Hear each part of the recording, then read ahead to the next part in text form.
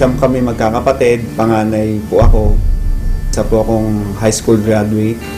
Talagang super hirap kasi isa lang yung nagtatrabaho sa amin, yung father ko, as a cook.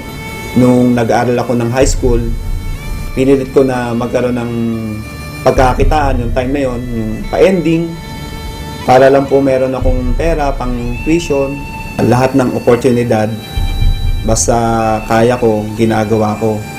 Tapos, yung pangawalo kong kapatid, nagkasakit, sa hirap ng buhay, hindi namin napagamot. So, namatay siya. Tapos po, yung pangsyam naming kapatid, ganun din po ang sakit. And yung time na yun, 14 years old na po ako noon. Hindi ko hayaan na wala akong magagawa. Kaya, na-push po ako magtrabaho para patunayan sa sarili ko na meron akong ginagawa bilang kapatid. Marami sila magkapatid. Hindi kaya ng papa nila. Gampanan yung silang magkapatid. Kaya hindi nakapag-aral. Hindi nakatapos. Dahil hindi na po sila kaya ng papa nila sa dami nila.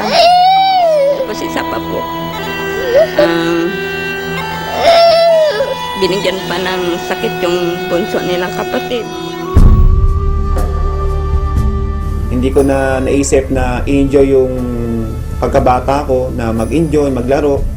Iniisip ko talaga yung time na yun, magtrabaho, at the same time kumita, makatulong sa pamilya.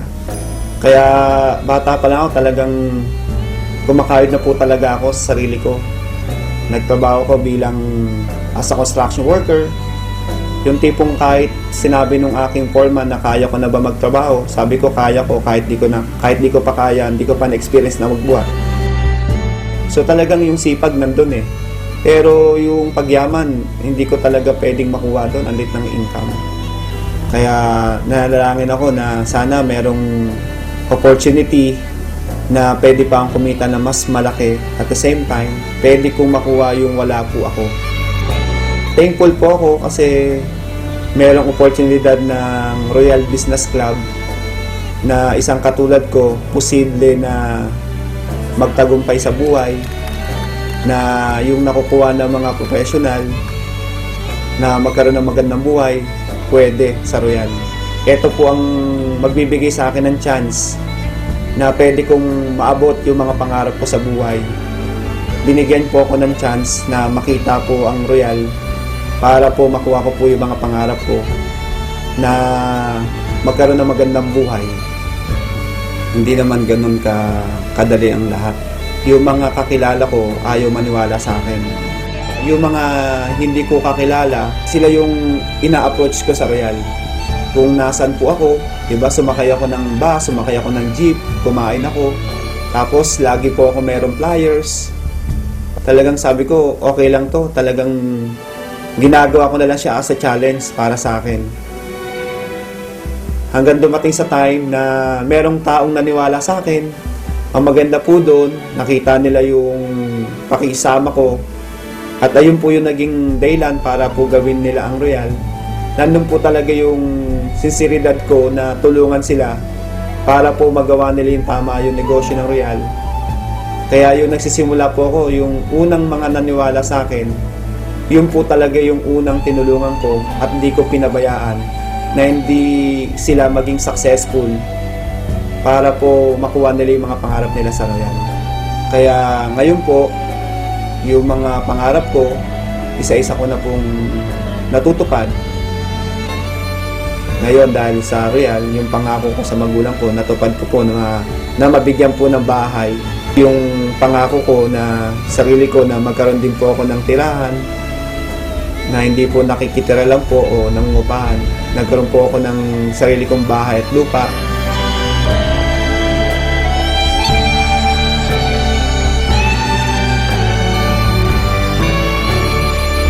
Dati, ang higaan ko, papat, kawayan. Pero ngayon, nakakutsyon na ako.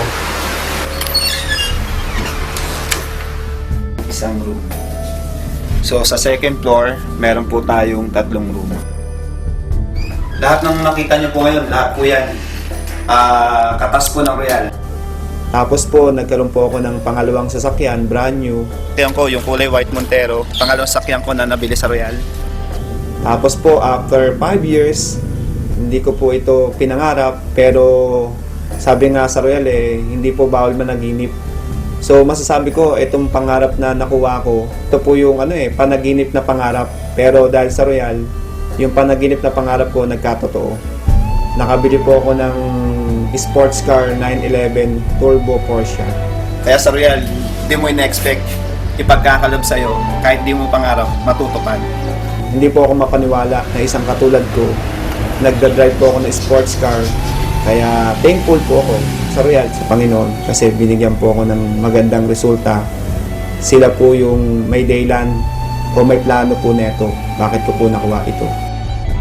Ang laki ng kita ko na binibigay sa akin ng Royal, na imposible po sa labas na pwede kong kitain yon. Kaya yung mga pangarap ko sa loob ng 5 years may get, talagang lahat po natupad ko na po. So maganda doon, kumikita ka na sa mga products. The end of the year, bibigyan ka pa ng Royal ng profit sharing. So nakakatuwa, binigyan pa ako ng 142,998.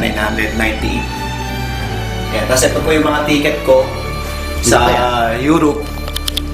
Tapos yung sa taas po is South America. Ayan po yung travel namin sa Brazil. Ngayon lang po nangyari sa buhay ko to na makapunta na iba't ibang bansa. Hindi po para magtrabaho, para lang po magbakasyon at sightseeing, mag-enjoy. Papunta na kami Barcelona! Okay ba? First time makapunta sa Madrid. Discover Madrid. Pantay-pantay sa Royal na kahit high school graduate lang po ako, pwede kang maging top earner. Noong 2009, overall, naging top 1 po tayo. And 2010, naging top 1 uli. And 2011, naging top 1. Ako din po yung unang-unang na-recognize po na Chairman Circle. At ako rin po yung kauna-unahan din po na nakapasok din po sa Movers and Shakers. We know today that it is Mr. Arnel Salazar who made it first in the Movers and Shakers circuit. Para sa lahat, at lalo na sa mga katulad ko rin, tuloy lang kayo sa ginagawa natin sa Royal. Pagsipagan lang natin kasi naniniwala ko na sa Royal Business Club na po tayo. Ito na po yung right vehicle. Darating po yung time, magugulat na lang po kayo, nandyan na lahat po yung pangarap natin. Sa lahat ng ginagawa natin, sa lahat ng paghihirap na ito, bandang dulo, expect nyo, meron din pong naghihintay na magandang resulta.